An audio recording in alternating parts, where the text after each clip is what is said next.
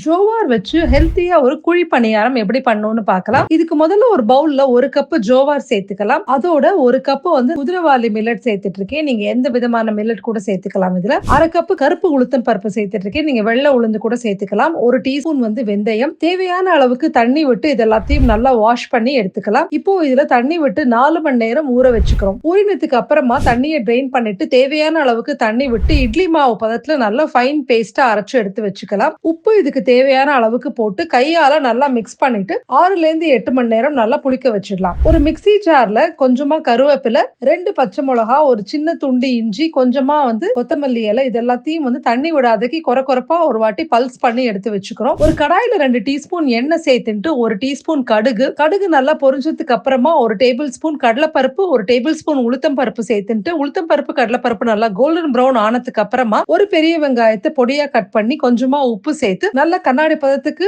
வதக்கிக்கலாம். இப்போ இதுல 1/2 கப் துருவின கேரட் சேர்த்துட்டு இருக்கேன். நீங்க வேற ஏதாவது வெஜிடபிள்ஸ் பொடியா கட் பண்ணி சேர்த்துக்கணும்னா சேர்த்துக்கலாம். இது வந்து ஒரு ஃபியூ செகண்ட்ஸ் குக் பண்ணிட்டு இந்த பல்ஸ் பண்ணி வச்சிருக்கிற கொத்தமல்லி, கருவேப்பிலை, மிளகா பேஸ்ட்ரியும் இதுல சேர்த்துட்டு அடுப்பை வந்து ஆஃப் பண்ணிடலாம். இது எல்லாத்தையும் அப்படியே இந்த பணியாரம் பேட்டர்ல நம்ம வந்து சேர்த்துட்டு நல்லா மிக்ஸ் பண்ணிக்கலாம். ரொம்ப கெட்டியா இருந்தா கொஞ்சம் தண்ணி விட்டு இளக்கிக்கோங்க. இப்ப குழி பணியாரம் பேனை வந்து ஹீட் பண்ணிட்டு எல்லாத்துலயும் கொஞ்சமா எண்ணெய் விட்டுட்டு மாவை வந்து இந்த பணியாரம் பேன்ல சேர்த்துக்கலாம். மிதமான தீயில வச்சு கொஞ்ச நேரம் குக் பண்ணிக்கலாம். நார்மல் பணியாரத்தை விட கொஞ்சம் டைம் எடுக்கும் இது குக் ஆகிறதுக்கு. 2 பக்கமும் வேக வச்சு எடுத்தோம்னா சூப்பரான குழி பணியாரம் நம்மளுக்கு ரெடி. உங்களுக்கு பிடிச்சமான சட்னியோட சர்வ் பண்ணுங்க. இந்த ரெசிபியோட டீடைல் டெக்ஸ்ட் கீழே டிஸ்கிரிப்ஷன் பாக்ஸ்ல கொடுக்குறேன். Thank you so much for watching this video.